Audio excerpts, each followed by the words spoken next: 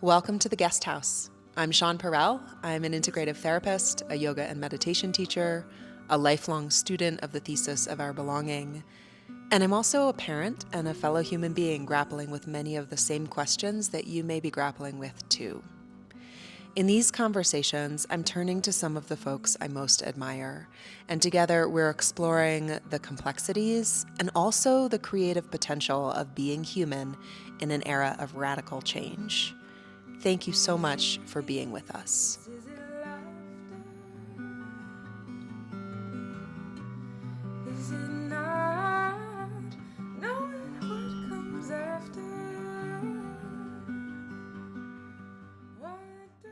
Many of us sense the benefits of mindfulness in our lives. Walking alone in the woods, in moments of wonder, in listening quietly to a friend. But when it comes to seated meditation, we either don't know where to start or we struggle to commit to a regular practice. Sound familiar? Maybe you've dabbled with the guidance of meditation app or a book and now you're ready to develop personal agency in your practice. Or maybe, like many of us, you're simply struggling with the overwhelm of life and you're open to anything that might help. Whatever the case, I welcome you to join When the Body Becomes All Eyes. It's a Foundations of Mindfulness Meditation course that I will be teaching beginning on April 25th. It is a 6-week course. You can participate live for 1 hour per week, or you can listen to the recordings on your own schedule. And in this progressive sequence, we'll provide the interdisciplinary framework, practical skills, and the community context to establish and nurture the foundations of a regular seated practice. I so look forward to gathering with many of you beginning in April. You can learn more about this course and all my other offerings in the show notes and on my website at shawnparel.com. Thanks so much, and on to today's show.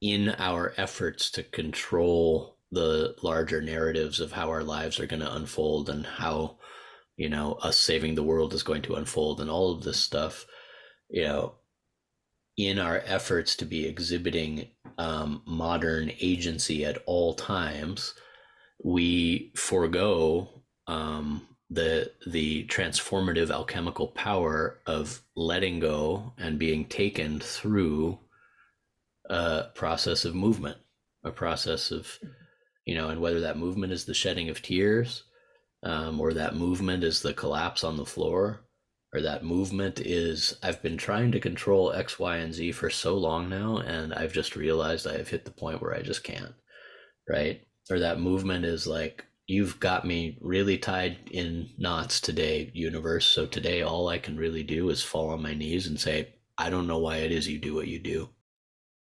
My guest today is Joshua Michael Schrei. Josh is the founder and host of The Emerald, a podcast that is really in a class of its own. It draws from a deep well of poetry and lore and mythos. It has original music scored by Josh and interviews with award-winning authors and musicians and luminaries, and all in the service of exploring what it means to be human and challenging really conventional narratives on politics and public discourse and art and science and literature and spiritual jargon and more. And I'm really grateful to have you here with us today, Josh. I also will say that Josh is a dear friend and person to me in my life. We met in 2012. And I think immediately at that time, you had just gotten home from some wild pradakshina around Arunachala. Mm. Do you remember that? And I was in a graduate program. Yeah. I remember being face down in the dirt in India for 3 straight days. Exactly.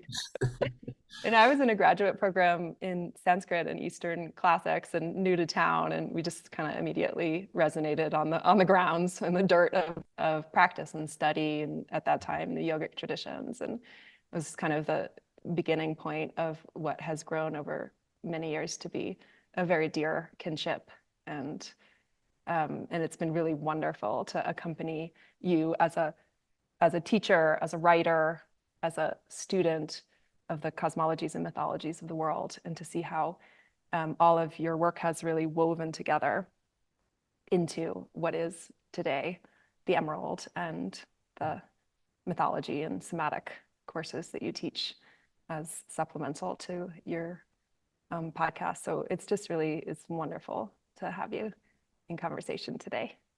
It's great to be here. And yeah, it's been a long time, good friendship, and I'm looking forward to the discussion today.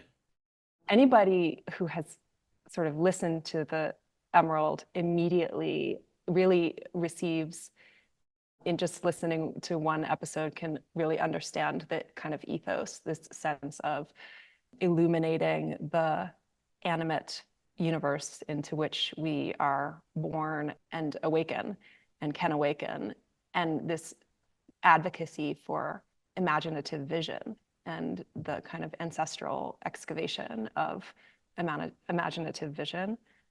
And I wonder, can we just kind of start there with, like, how do you, in basic terms, describe this concept of animism as normative consciousness?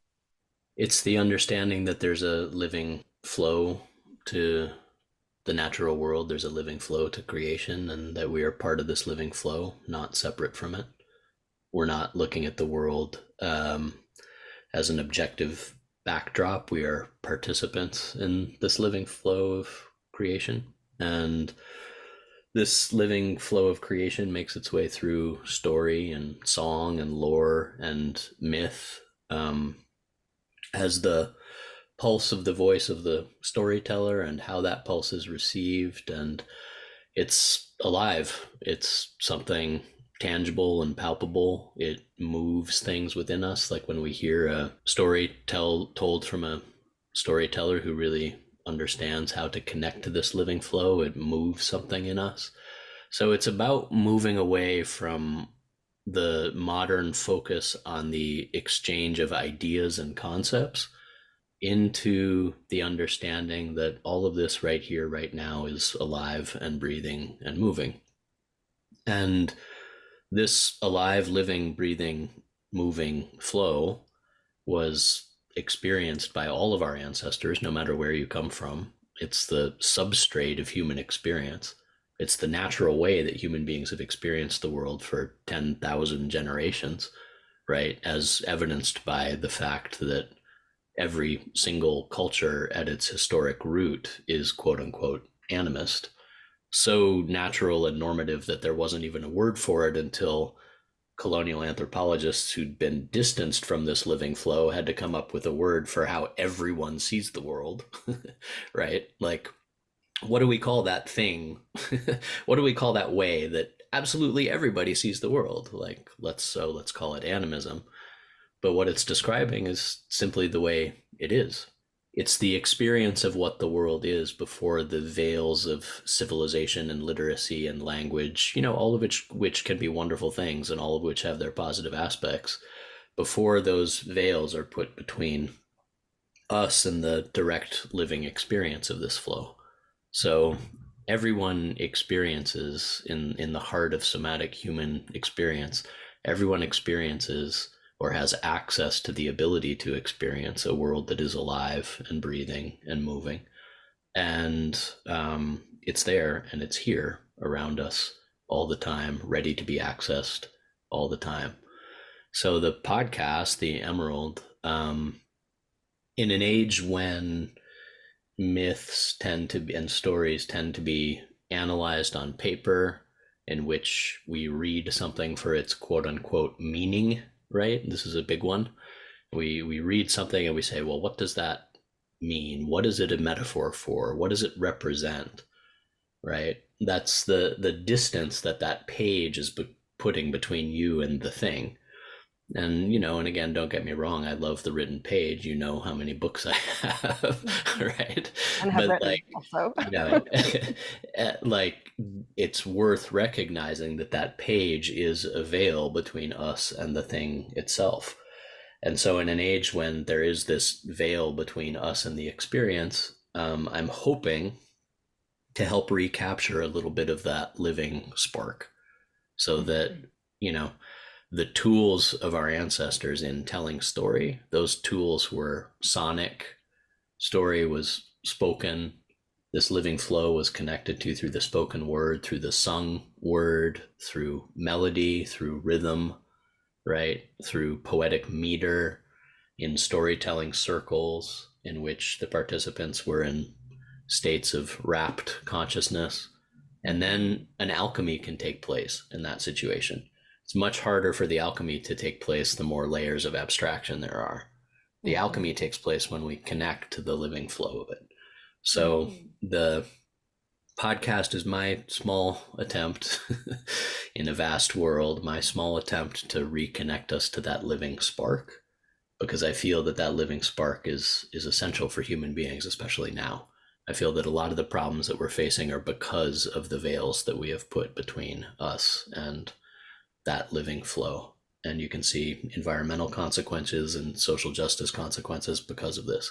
So I feel that the work to reconnect us to the living flow of creation is absolutely necessary. It's 100% necessary. We need it now. And that's what I'm hoping to help facilitate in whatever tiny way I can. It's like each episode really takes a different facet, right? We explore all these different sort of facets of questioning pervasive narratives and assumptions about what it means to be human, our place, in Mary Oliver's words, in the family of things, right? And what does it mean to be part of a vital matrix in this universe? And I think that one of the kind of very artful things that comes through, because it is sort of multimedia experience, is this idea of language in an expansive sense of not representation, but of language and sonic resonance as our invitation to come closer in, to feel the resonance of, you know, what does it mean to be part of an animate world? And yesterday I was just kind of meditating into coming together today to talk, and I went over to my bookshelf, and of course the book that came off the shelf was David Abram, Becoming Animal. And this was the passage literally that I read last night. Can I read it for you? Yeah, it is, yeah. Oral language gusts through us, our sounded phrases borne by the same air that nourishes the cedars and swells the cumulus clouds. Laid out and immobilized on the flat surface, our words tend to forget that they are sustained by this windswept earth. They begin to imagine that their primary task is to provide a representation of the world, as though they were outside of, not really a part of, this world. Nonetheless, the power of language remains first and foremost a way of singing oneself into contact with others and with the cosmos, a way of bridging the silence between oneself and another person, or a startled black bear, or the crescent moon soaring like a billowed sail above the roof. Whether sounded on the tongue or printed on the screen or shimmering off the page, language's primary gift is not to represent the world to us, but to call ourselves into the vital presence of the world, and into deep and attentive presence with one another. Beautiful. It's resonant, and I think what it calls to mind for me is how embraced the emerald has been, and that there's a longing in our modern world, whatever we want to call it. It's like there's a thirst for a more imaginative and inclusive and alchemical vision of life.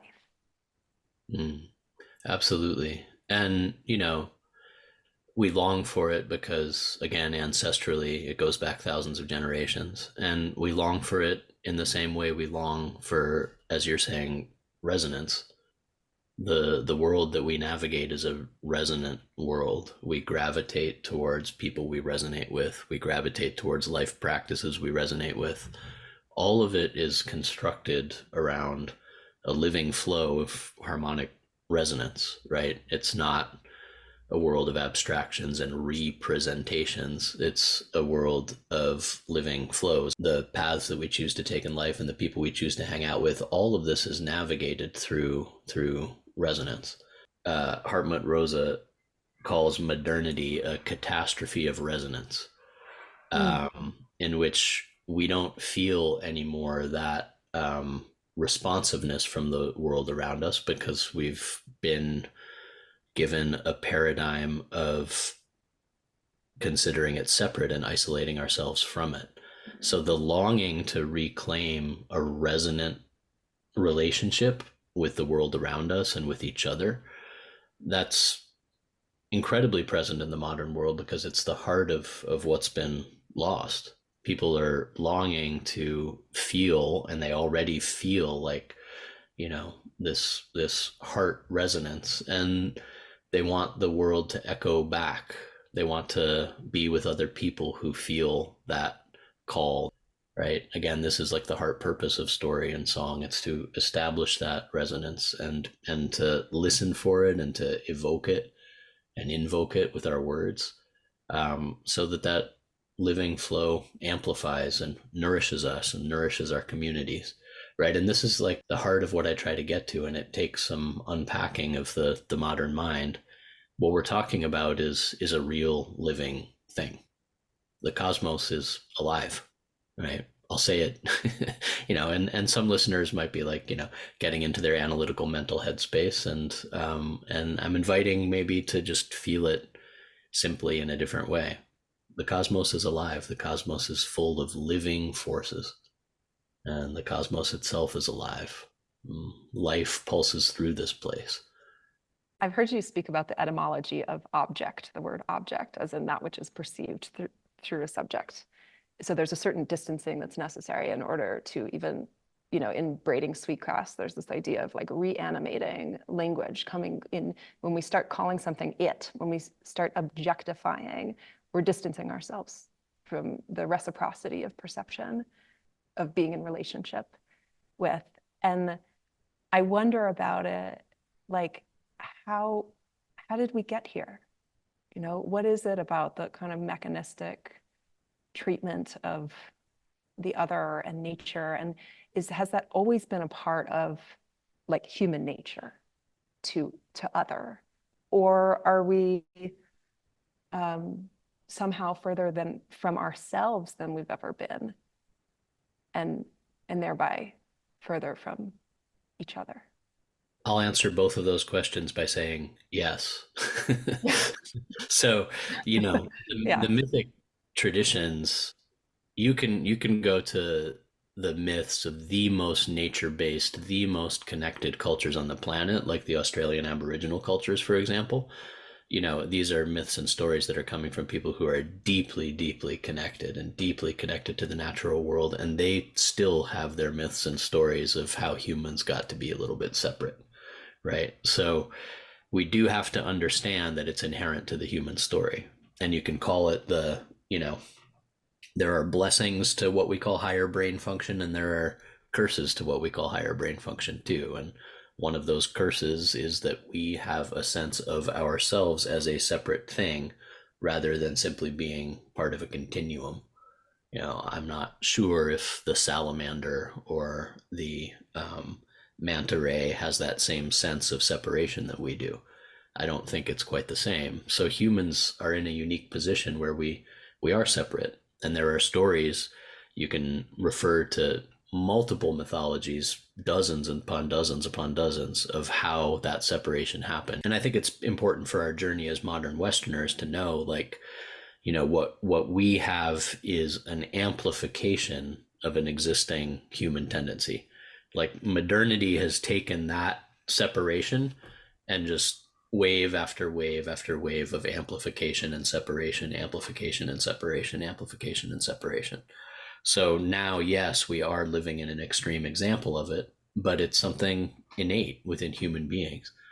And that separation is also, if you dive into the bhakti traditions and even the tantric traditions to a certain extent, that separation is also beautiful. The design is beautiful. The fact that we are separate and then get to make this beautiful journey home.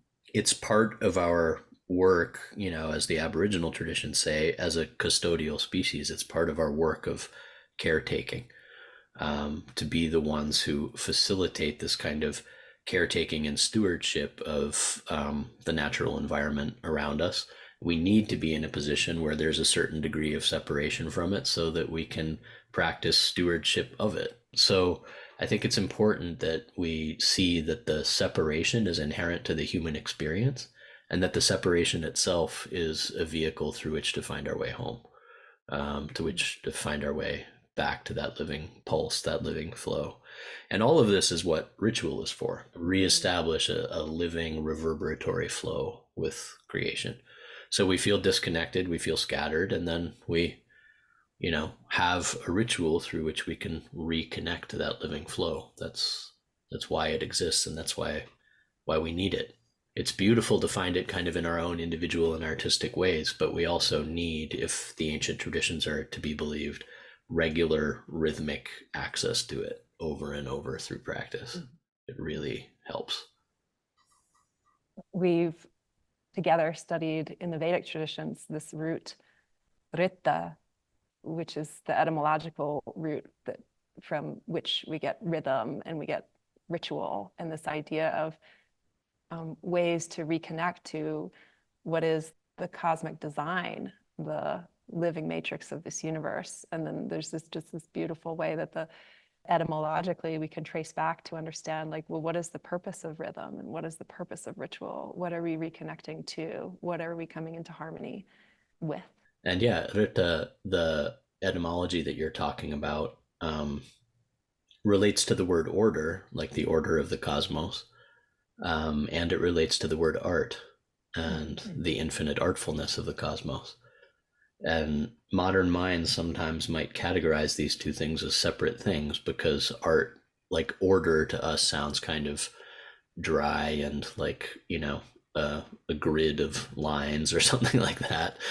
And art is supposed to be like free form and kind of over here on the other side. And ultimately, what we see is that the universe is infinite artfulness in its patterned expression. There's a pattern to how the universe unfolds. There's a spiral to it. There's a fractal nature of it. So ritual, which is also etymologically derived from that same word, ritual, art, and order, ritual reconnects us to the pattern of infinite artfulness through which the universe unfolds. We tend to think in more individualistic terms in the West about spiritual practice. Like, okay, I go do my spiritual practice over here, and then I'm in my daily life over here. And that's very different than so many cultures around the world and throughout history. And I can't help but think that missing piece of communal ritual is also connected to how our culture's not holding communal experiences of loss, of grief, and of also equally of celebration. Every part of the cycle of life is vital, and our tendency to kind of recoil or avoid or retract from grief, from what we call in the West like trauma, right? Like the experiences we would wish otherwise, especially when they're compounded by guilt or regret. It is almost like a way of not quite ever allowing ourselves to surrender into life as it is on its own terms. So we keep ourselves kind of like up, like in an avoidant posture, a little disassociated from the full experience. And that this need, I'm remembering in one of your episodes, I think it was the one about grief, right? Allowing our eyes to be open and our hearts to be open to feel what is, ours to feel of this earth that we're experiencing in this moment in time. Yeah. Alchemy requires boiling. Like transformation requires the utter obliteration of what came before, right? It requires that something move, that something be heated up, and that something roil and express, right? Transformation doesn't just happen from me thinking, wouldn't it be a nice idea to transform, or I'm going to take that spa vacation and I'm going to transform. Like, yeah, it can happen. I've got nothing against spa vacations, but like that roiling, that boiling that I'm talking about is like the movement of waters. And Yeah. like grief is like the movement of waters. There are movements that have to happen, right? So we get into a particular pace in the modern world, this disconnected, separated pace. These days, a whole lot of people are incredibly anxious about saving the world, right? Mhm. Incredibly anxious about saving the world. And obviously, there's an urgency. There's an urgency to take action. There's an urgency to do things. That veneer of anxiousness, that veneer of forward moving agitation, often prevents us from actually alchemizing anything. Because if we're caught in this kind of restless agitation forward, then we Mhm. don't get to slow down and feel and let the waves of grief or the waves of you know the boiling of the cauldron actually move through us. So something has to move, right? The If we understand animacy, talking about this way of connecting to the living breath of the world, like the way that I've been talking about it, we're talking about movements and cycles and seasons Mhm. and pulses and flows and waves and vibrations. It moves palpably and energetically through us in our efforts to control the larger narratives of how our lives are going to unfold and how us saving the world is going to unfold and all of this stuff.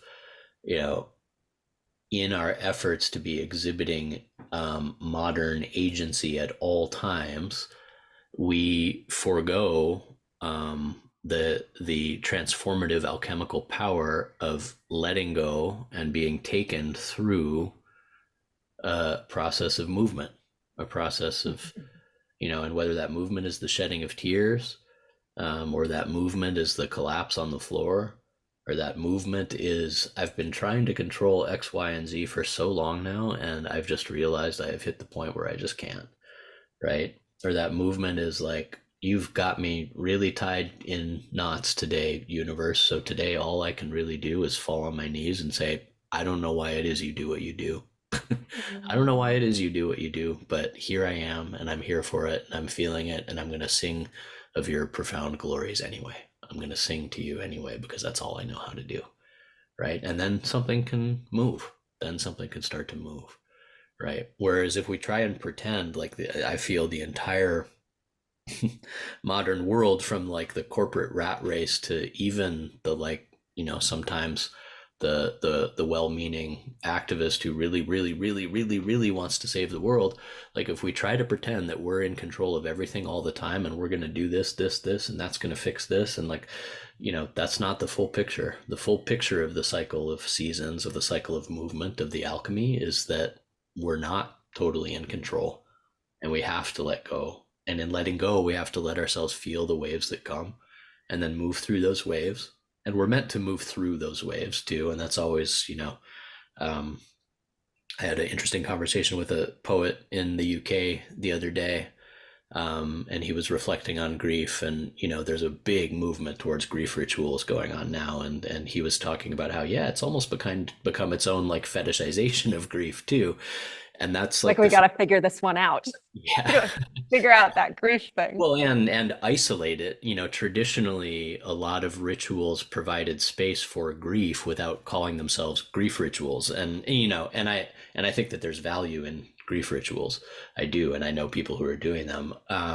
But the Western world wants to isolate everything. Like if you if you went to an ancient Greek traditional ritual in which you told the story of a particular deity and the suffering that they went through and then the transformation and everything, like Adonis, for example, if you told that story, um, and people were fasting as they accompanied the story and dancing, and then you would get to a point where everyone would naturally begin grieving, like it would happen.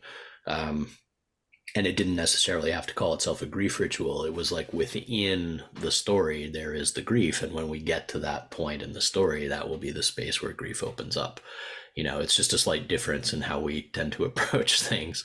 Like, like now I'm going to sit on a chair and talk about my problems, right? Like that doesn't Mhm. that doesn't exist as much in traditional cultures. They tend to approach it through a different way in, right? Mhm. So that's important. So like it is meant to be a movement in that the grief comes and we pass through the waves of grief, and then we find often joy on the other side of that. And showing up for those cycles, allowing those cycles, then also recognizing like there's alchemy to be done with those cycles. So it's, it's not just like, I'm going to show up for the drama again and again. It's like, I'm going to go through, I'm going to show up for it. I'm going to go through it. I'm going to feel it. I'm going to let myself feel it. And look, there's something there that can be alchemized. Like it's this beautiful balance, the dance of fire and water, the alchemy. But all of it is based on movement and having a container within which things can move, um, and passing through those movements that we need to pass through, and allowing ourselves to feel what we need to feel. And not having all the answers is a really big part of it. Like knowing that nobody on earth alive right now knows exactly what the next 100 years are going to bring, or knows like how it's all going to unfold, or can make definitive statements about what future generations' lives are going to be like nobody can do that. We don't know. We're living in a great mystery.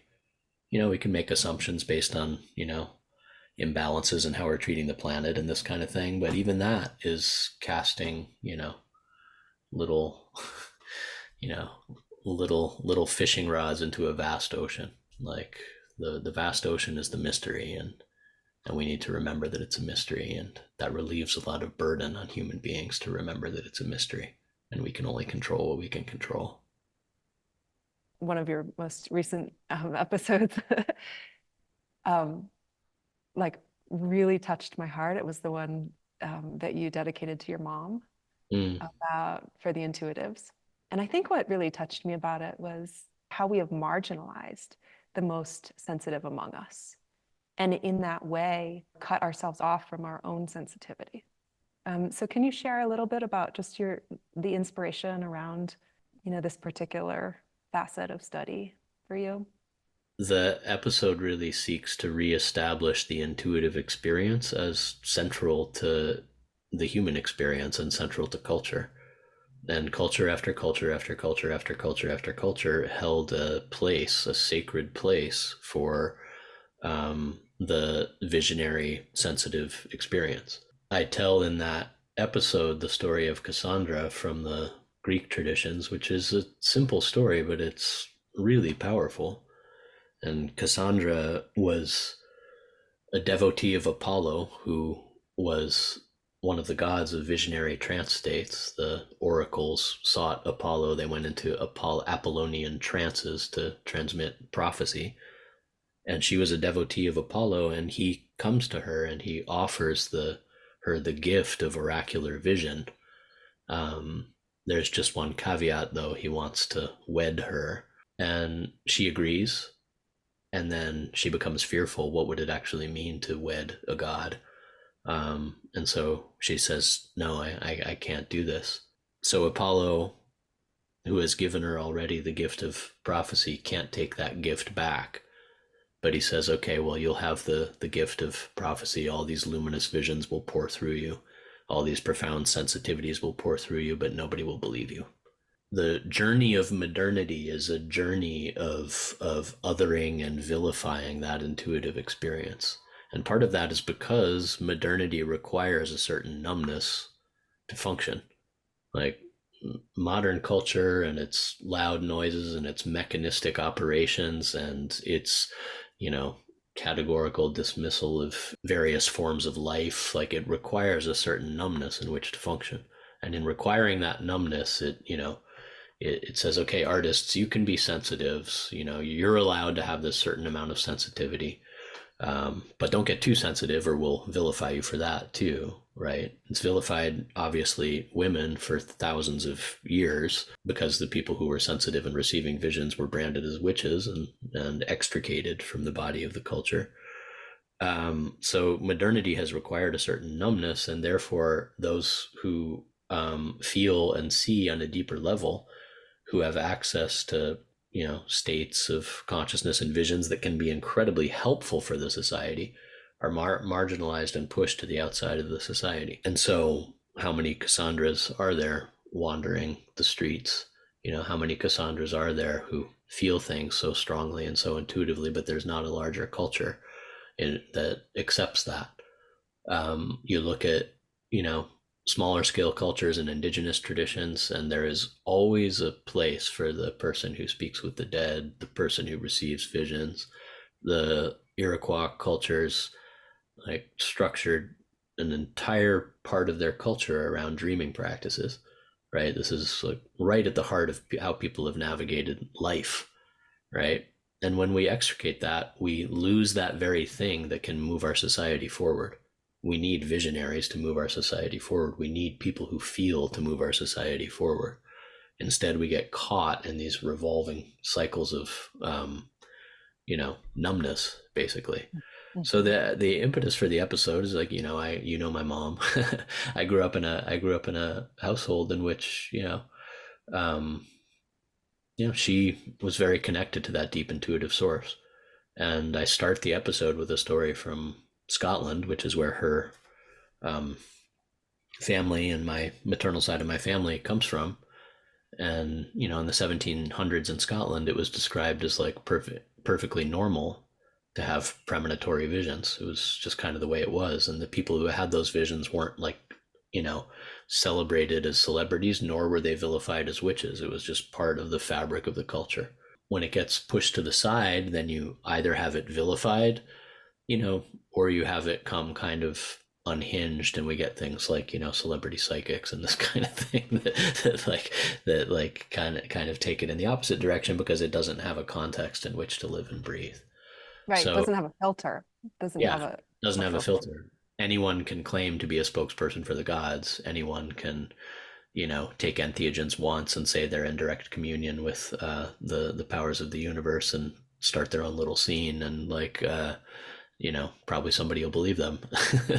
But the cultures in which it's interwoven into the fabric of the culture see that it's absolutely essential and absolutely necessary, and that it's also something that needs like a container. It needs a place held for it.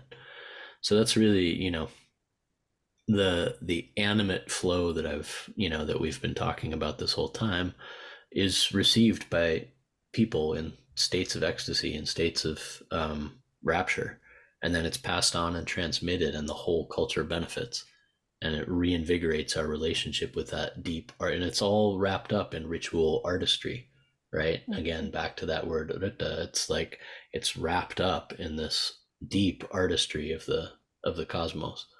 Yeah, so it informs like what we offer today and how we sing and our sacred theater and all of these ways of reconnecting to the gods. It's all informed by the direct experience of this living source. And again, like the reason I talk about this so much is that when you lose that, when you become numb, when a culture becomes numb, it loses the very vehicle through which it can change and evolve and transform. It loses the very vehicle through which it can, and you see now in our world of separation, you see like we are experiencing what you could call like mass casualties of our disconnect, like Mhm. the states of separation and anxiety and isolation and depression and all of the symptoms that we're seeing now in the modern world. Like these are symptoms of disconnect. I feel that it's urgent work, and part of the urgency of the work is the invitation to slow down and feel, to slow down and feel our living connections, not just feel like, oh, how's my brain doing it, right? It's about feeling our living connections and feeling in relationship with one another, right? And using that to inform um, how we move forward as a culture. For me, Bessel van der Kerk quote, he speaks a lot about, writes a lot about trauma. He's one treatment of trauma, he says, is that trauma is when we are not seen or felt or known. And I think it's really powerful it, to reflect on your words here of our great invitation for healing, for remembering, for evolution is to feel. It's also about the resonance of being near, that when I'm near someone who is energetically aware, I feel more energetically aware. And I can then hold a more energetically aware space for others, for my own children, for my clients, for my friends, for my partner. We've dichotomized strength and sensitivity and assumed that they're two separate things. And I remember meeting, at various points, both in India and in Brazil, meeting people who were and are extremely um, anchored, extremely anchored and extremely sensitive at the same time. And this is something that because we've pathologized sensitivity, we assume that sensitivity equals an unanchored imbalance, right? And if you look traditionally, this isn't the case.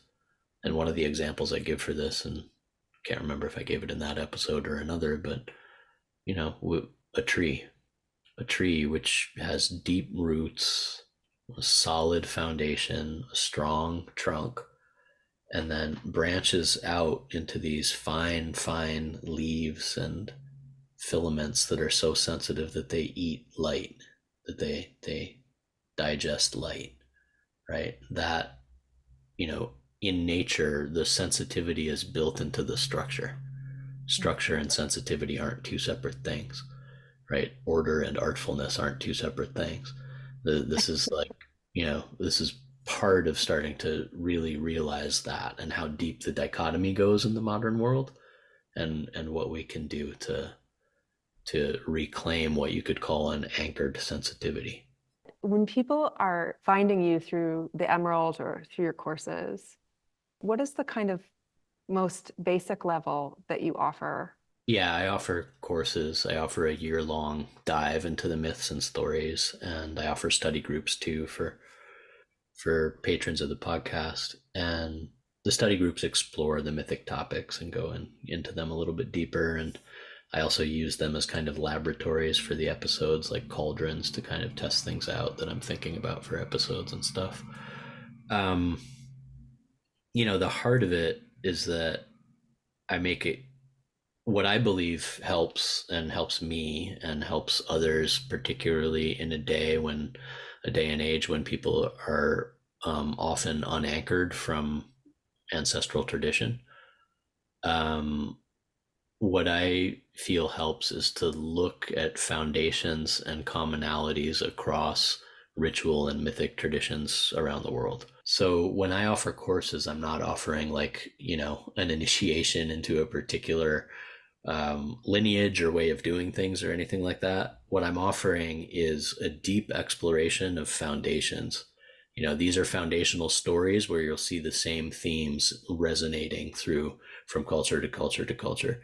And to me, that provides a really good barometer for understanding like how I want to walk forward ceremonially and ritually in the world, and how I want my practice to be.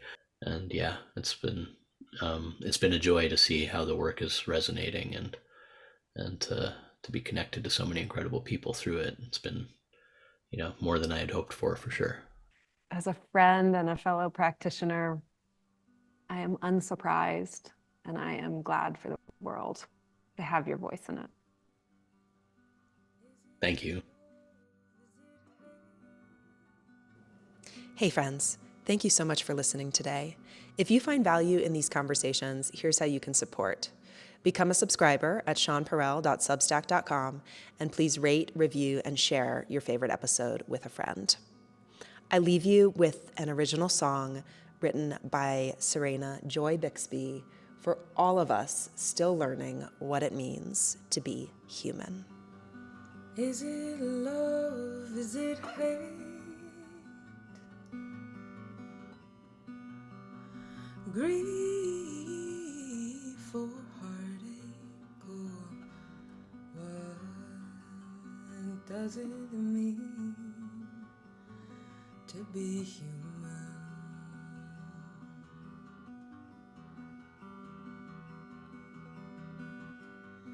Is it tears? Is it laughter? Is it not knowing what comes after? What does it mean to be human?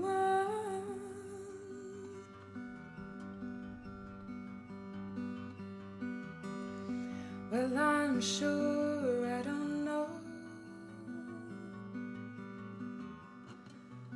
this life where it goes. The days come, the days go, and I'm still human.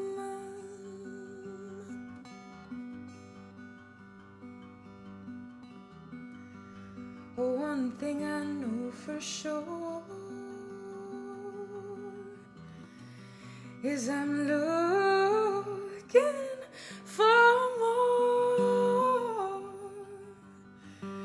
Gonna go out, learn what it means to be human.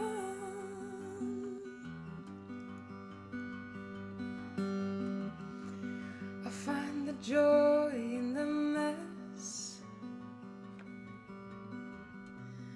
Oh, I'm just doing my best.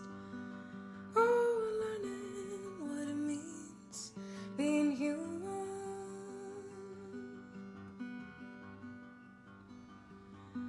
Oh, learning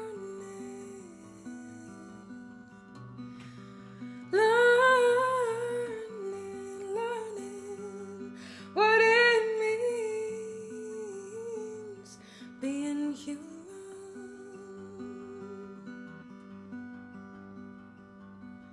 I'm learning. Oh, learning